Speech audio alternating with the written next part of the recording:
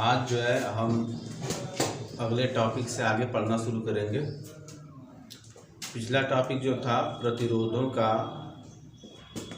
समांतर क्रम, ठीक ना। आज हम चलेंगे नेक्स्ट टॉपिक पर जिसका नाम है वैद्युत ऊर्जा।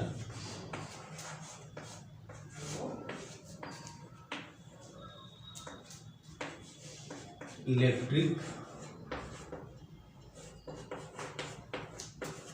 Energy, electric energy. तो वैद्युत ऊर्जा कहते किसको हैं, ठीक ना। अगर यांत्रिक होता तो हम कहते किसी वस्तु के कार्य, किसी वस्तु के द्वारा किया गया कार्य उस वस्तु की ऊर्जा कहलाती है, ठीक ना। तो उसके हिसाब से अब हम देखें वैद्युत ऊर्जा किसे कहते हैं। किसी चालक में आवेश को जब प्रवाहित किया जाता है तो आवेश के द्वारा जो किया गया कार्य है उसी को हम वैद्युत ऊर्जा कहते हैं। अर्थात किसी चालक में आवेश प्रवाह के कारण जो ऊर्जा व्यय होती है उस ऊर्जा को वैद्युत ऊर्जा कहते हैं, ठीक ना। तो परिभाषा है, देखिए परिभाषा है किसी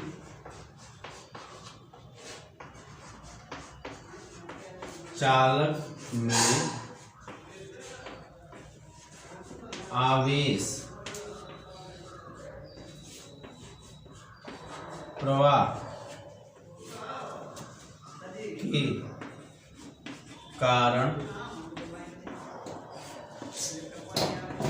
कारण जो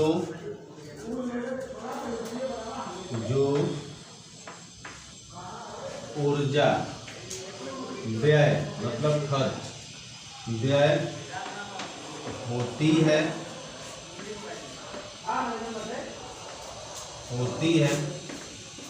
उसे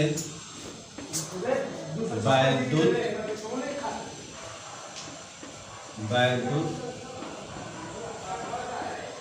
ऊर्जा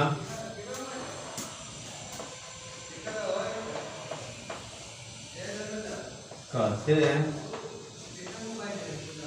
ठीक ना।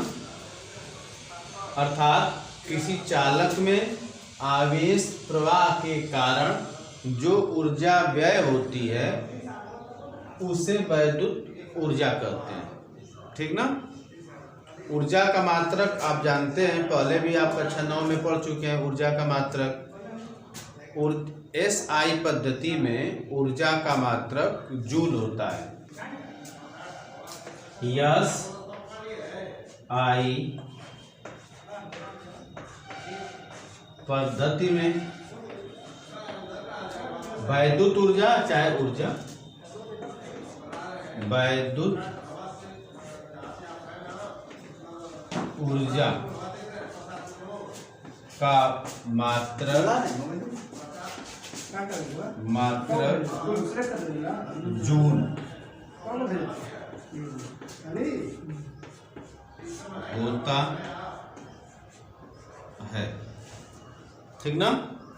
तथा SI पद्धति में वैद्युत ऊर्जा का मात्रक जो है अर्घ होता है, ठीक ना। SI कह रहे हैं CGS पद्धति में CGS पद्धति में वैद्युत ऊर्जा का मात्रक अर्घ होता है, ठीक है। जूल और अर्घ में एक संबंध होता है, जैसे मीटर और सेमी में संबंध होता है कि 1 मीटर बराबर 100 सेमी, ठीक ना। उसी प्रकार जूल और अर्घ में भी संबंध होता है। ये होता है 1 जूल बराबर 10 पे 7 घात अर्घ, ठीक ना। तो आप जो है वीडियो पॉज कर ये सब उतारते रहिए, ठीक है। जहाँ पर आप लिख ना पाए वीडियो को बैक करके आप इसको देखिए। अब चलते हैं सूत्र पे, ठीक है।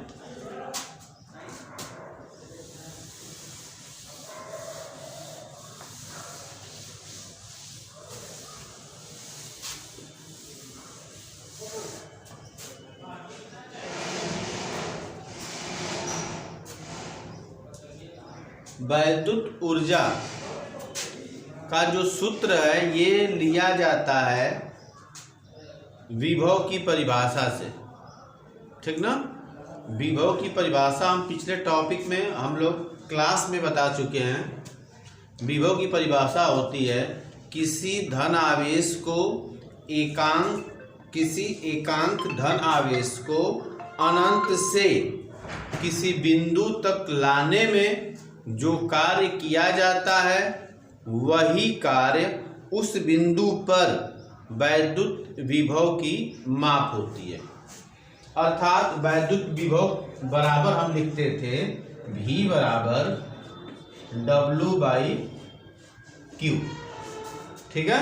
जहाँ V जो है वैद्युत विभव, जिसको हम जनरली कहते हैं विभवांतर, इसका मात्रक होता है वोल्ट। W जो है उस बिंदु पर एकांक आवेश द्वारा किया गया कार्य, और Q जो है आवेश है। तो इसी विभव की परिभाषा से हम जो है किए गए कार्य की गणना करते हैं, ठीक ना। जो इस प्रकार है विभव की, या हम ऐसे कहें वैद्युत विभव, वैद्युत विभव की परिभाषा डेफिनेशन से यहां से हम लिख सकते हैं W बराबर, इसका गुणा इसमें कर देंगे V गुणे Q,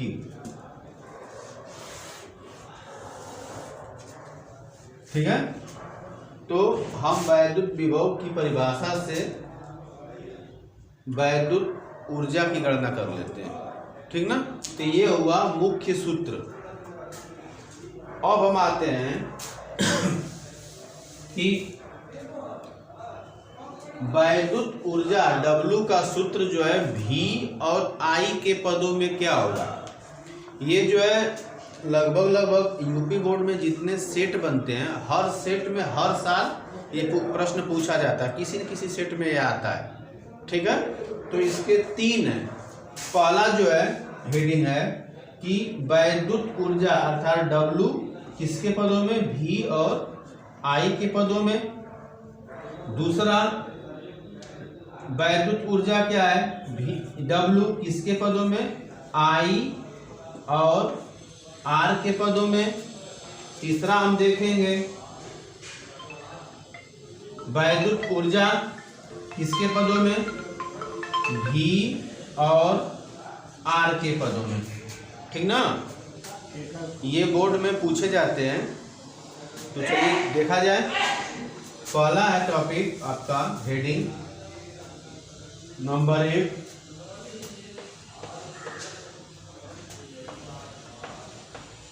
वैद्युत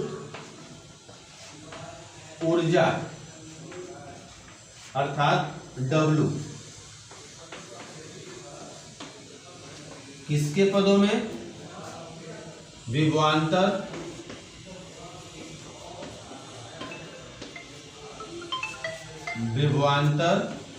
V तथा धारा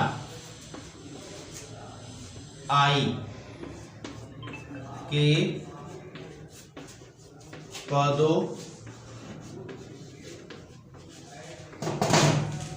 पदों में, ठीक ना। तो हम इस स्टार्ट होता है परिभाषा आपका Q से इसका परिभाषा जो है स्टार्ट होता है। Q जो है आवेश है, और आवेश की परिभाषा हम देते हैं वैद्युत धारा से। तो हम मान लेते हैं स्टार्टिंग में कि माना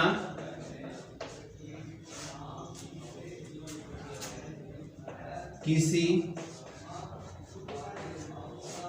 चालक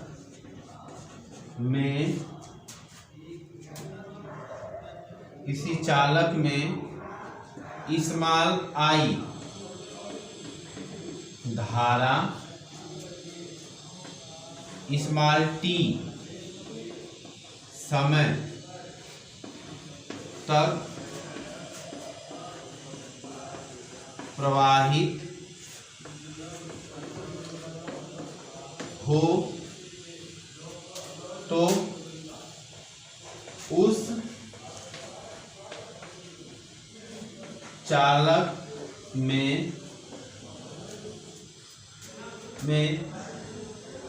आवेश, मतलब आवेश की मात्रा क्या होगी, आवेश Q बराबर क्या होगा। तो हम जानते हैं कि धारा की परिभाषा, मतलब वैद्युत धारा की परिभाषा क्या होती है। किसी चालक में आवेशों के प्रवाह को वैद्युत धारा कहते हैं। मतलब I बराबर होता है Q/T। तो यहाँ से Q का मान निकालेंगे तो Q बराबर होगा I/T। तो वही परिभाषा हम यहाँ पे लिख देते हैं, I/T, ठीक है।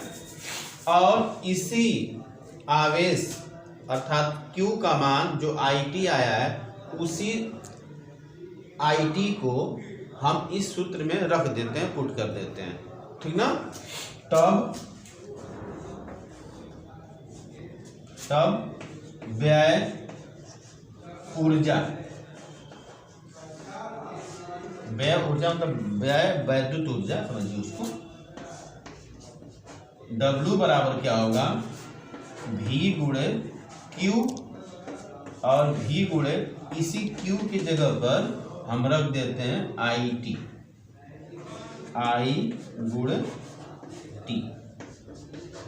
ठीक ना। इसी को हम कहते हैं क्या कि वैद्युत ऊर्जा का सूत्र किस पद में है, विभवांतर और धारा के पदों में है, ठीक है। चलिए अब जो है आपको नेक्स्ट टाइम बताया जाएगा कि वैद्युत ऊर्जा का सूत्र I और R के पदों में तथा V और R के पदों में, ठीक है। Thank you.